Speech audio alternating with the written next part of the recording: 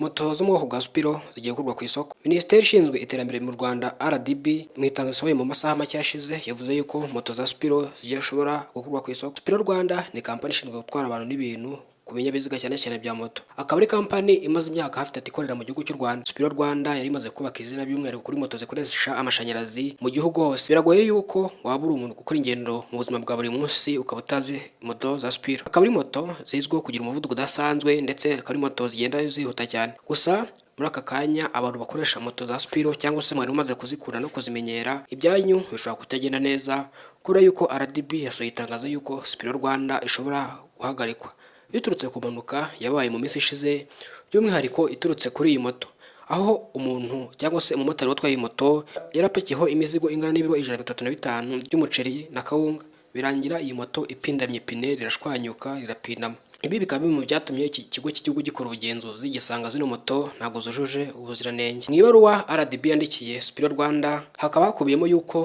babahaye igihe ntarengwa, gusa batigeze batangaza ko izi moto zigomba kuba zakuwe ku isoko, ariko cyane cyane bakaba babasaba kuba bagize ibyo bakosora zishobora gusubizwa ku isoko nk'ibisanzwe. Kampani ya Spiro Rwanda bibaye ngombwa ko ikora iri vugurura ikubahiriza amasezerano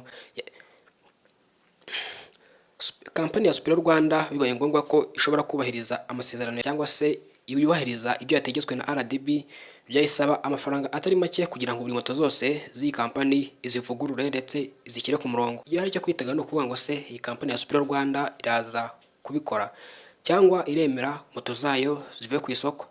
Komeza ukurikirane Taifa Rwanda umunsi ku munsi, amakuru n'ibiganiro bizajya bikugeraho ku gihe.